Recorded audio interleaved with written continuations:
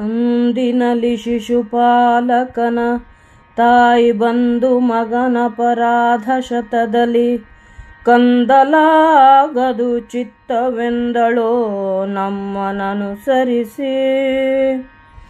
ಇಂದು ಕತಿಯಿಲ್ಲೆ ಮಗೆ ಸೈರಿಸ ಬಂದುದಿಲ್ಲ ಮಗೆರಡು ತಪ್ಪಿನೊಳೆಂದು ಮುರಹರ ನಗುತ ನುಡಿದನು ನಾರದಾದ್ಯರಿಗೆ.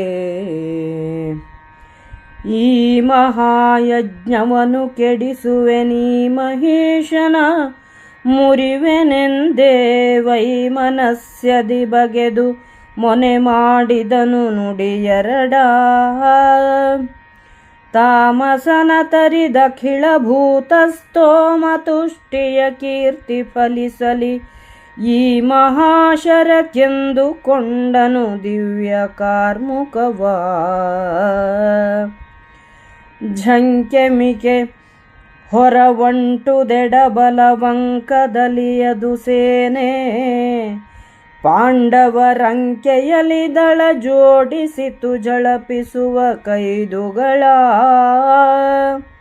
ಮುಂಕುಡಿಯ ಮೋಹರದ ದಳ ನಿಶಂಕೆಯಲಿ ಜೋಡಿಸಿತು ಭೂಪರ ಬಿಂಕ ಬೀತುದು ಭೀತಿ ಹೂತುದು ಹುದುಗಿತಾಟೋಪ.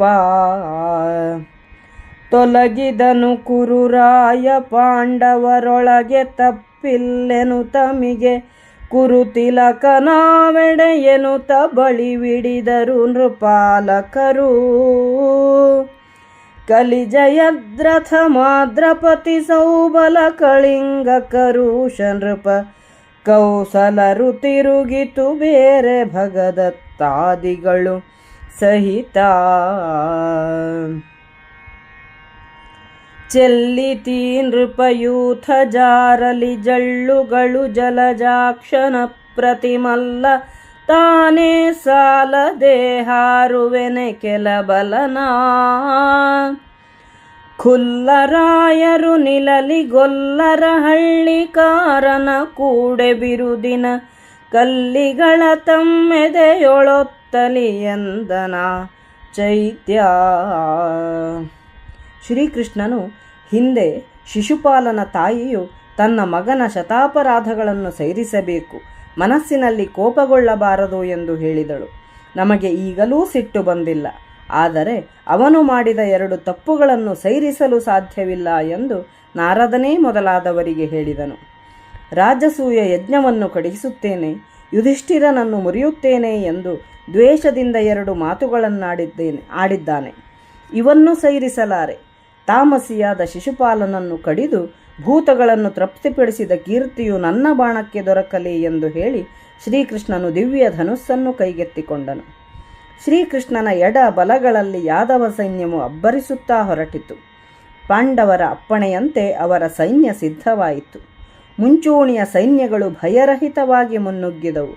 ಶಿಶುಪಾಲನೊಡನೆ ಇದ್ದ ರಾಜರ ಅಬ್ಬರ ಕಡಿಮೆಯಾಗಿ ಭೀತಿಯು ಅವರನ್ನು ಆವರಿಸಿತು. ದುರ್ಯೋಧನನು ಪಾಂಡವರಲ್ಲಿ ಏನೂ ತಪ್ಪಿಲ್ಲ ಎಂದು ಹೊರಟು ಹೋದನು. ಕೌರವನಲ್ಲಿ ಎಂದು ಕೇಳುತ್ತಾ ರಾಜರೆಲ್ಲರೂ ಹೊರಟರು. ಜಯದ್ರಥ, ಶಲ್ಯ, ಶಕುನಿ, ಭಗದತ್ತ, ಕಳಿಂಗ, ದಂತವಕ್ರ, ಕೋಸಲ ದೇಶದ ರಾಜರು ರಣರಂಗವನ್ನು ಬಿಟ್ಟು ಹೊರಟರು. ರಾಜರ ಸಮೂಹವು ಕಾಣದಾಗಲೂ ಶಿಶುಪಾಲನು ಕೋಪದಿಂದ ಈ ಜೊಳ್ಳುಗಳು ಓಡಿ ಹೋಗಲಿ, ಶ್ರೀಕೃಷ್ಣನಿಗೆ ಎದುರಾಳಿ ನಾನೊಬ್ಬನೇ ಸಾಲದೆ, ದುಷ್ಟರಾದ ಈ ರಾಯರು ಆ ಗೋಕುಲದ ಗೋಪನೊಡನೆ ಹೋಗಿ ಅವನು ತರುವ ಬುತ್ತಿಯ ಚೀಲವನ್ನು ತಮ್ಮೆದೆಗೆ ಒತ್ತಿಕೊಳ್ಳಲಿ ಎಂದನು.